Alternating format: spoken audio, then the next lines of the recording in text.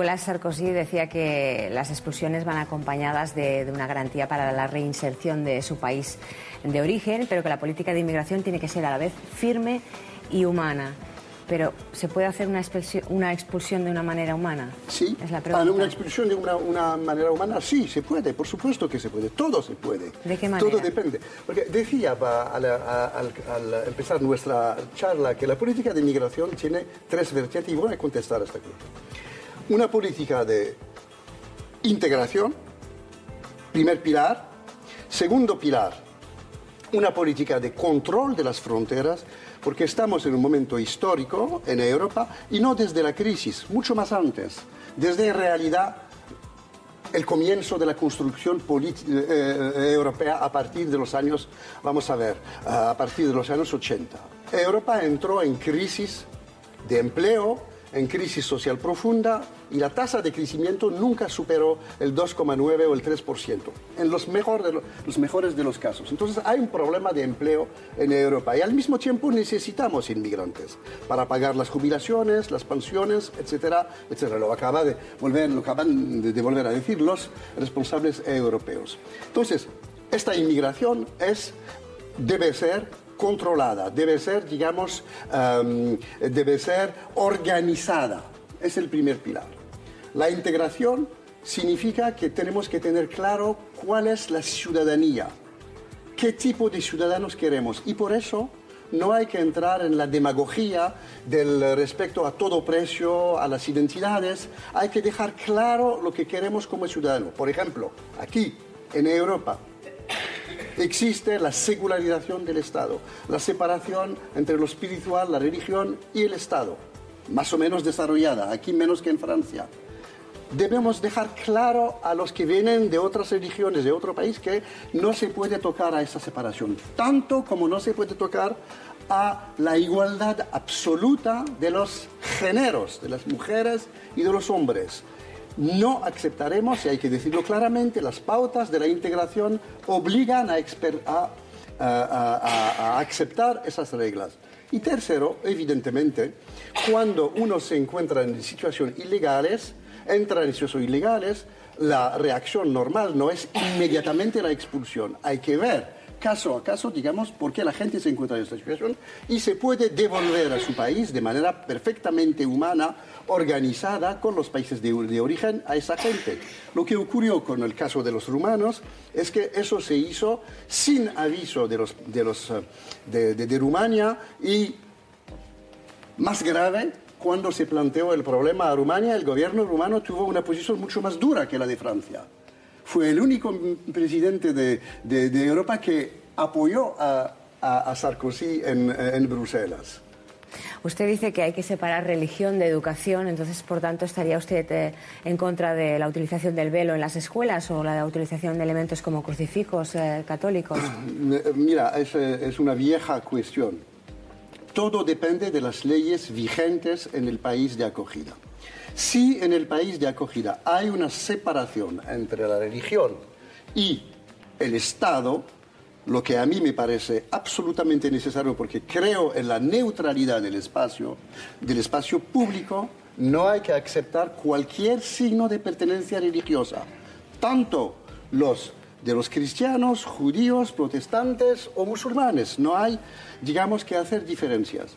Si, en cambio, el Estado acepta más o menos que una religión dominante pueda aparecer en el espacio público, pero lo prohíbe a otros, en este caso es absolutamente un tratamiento desigualitario. Entonces, en Francia la separación es radical. En Francia, yo por mi parte abogué desde 1989, escribí un artículo sobre este tema que está incluido, creo, en este libro, diciendo que en el espacio público no, porque en Francia hay una tradición de secularización del espacio público. Los franceses tuvieron que luchar de manera muy dura a finales del siglo XIX, siglo XX, más de 50 años para imponer esa separación. Y no lo van a aceptar ahora porque hay inmigrantes que dicen nosotros queremos enseñar nuestras señas de identidades religiosas. Aquí la situación es mucho más compleja. mucho más compleja porque la relación entre la Iglesia y el Estado no está clara. Y entonces los inmigrantes, sobre todo los musulmanes, tienen la impresión, en mi opinión justificada, de que hay dos tratamientos diferentes. Uno para los católicos y otro para ellos. Y dicen, bueno, hay que aplicar la misma regla, lo que es normal en una sociedad democrática. Jorge. No, yo simplemente estaba escuchando, estaba con el receptor, yo coincido absolutamente, plenamente. Es un placer, yo quiero que el público lo sepa, no solo intelectual, sino un placer personal contar con alguien como el señor Nahir. Los flujos migratorios incontrolados, como la llegada de inmigrantes a España de forma ilegal, sí que son un problema. Eso así como las mafias que se generan, ¿no?, a raíz de esto. Usted aboga por la política de cupo de acuerdo con los países de origen y ha habido experiencias como aquí en España, ¿no? ¿Cómo las valoraría? No hay solución milagro. O sea, siempre hay que seguir buscando soluciones. Nuestro problema ahora es saber cómo vamos a controlar estos inmensos procesos de desplazamientos de poblaciones en todo el mundo, y no solamente en España, porque hay migraciones en todo el mundo. ¿Sabe usted cuál es el continente en el que hay el número más importante de inmigrantes y de procesos, digamos, de migraciones? Es el continente africano, el continente más pobre del mundo. Nosotros recibimos como únicamente 3 a 4% de estos flujos migratorios, mientras que no hay un país en África subsahariana y hoy en día en el Magreb también que no tiene cada vez más inmigrantes que vienen de África. Los procesos son enormes. Una cifra puede darte, digamos, una idea de lo que está pasando. Hace unos 15 años, la población de África subsahariana era de 625 millones de habitantes.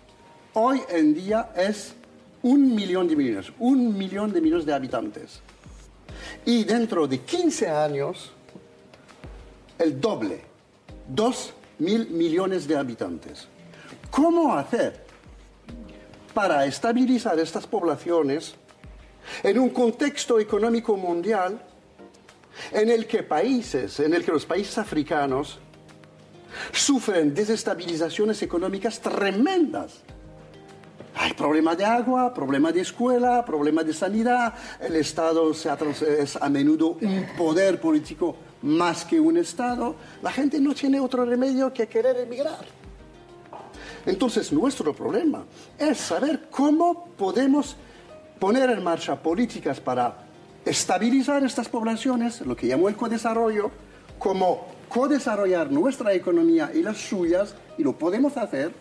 He hecho un informe que está en este libro sobre este tema, y al mismo tiempo, cómo organizar de manera democrática, respetando a lo que mi amigo acaba de, digamos, de aludir, a la dimensión humana del problema, porque fundamentalmente es un problema humano. Respetar a esa dimensión humana, cómo podemos organizar estos flujos. Y eso tiene que ver con los poderes políticos. Termino únicamente diciendo es que hasta la fecha fue en realidad el mercado que ha gestionado las migraciones. Pero el mercado no puede solucionar los problemas de las migraciones. Por eso necesitamos, al lado del mercado, que los poderes políticos toman de una vez sus responsabilidades y afrontan el problema fuera de la demagogia, fuera del temor, fuera del odio, porque al fin y al cabo tendremos todos que vivir juntos. Ese último mensaje es fantástico para concluir esta entrevista, señor Sami Nahir. Muchísimas gracias por venir aquí a Para Todos Lados. Jorge de los Santos, gracias por acompañarme también.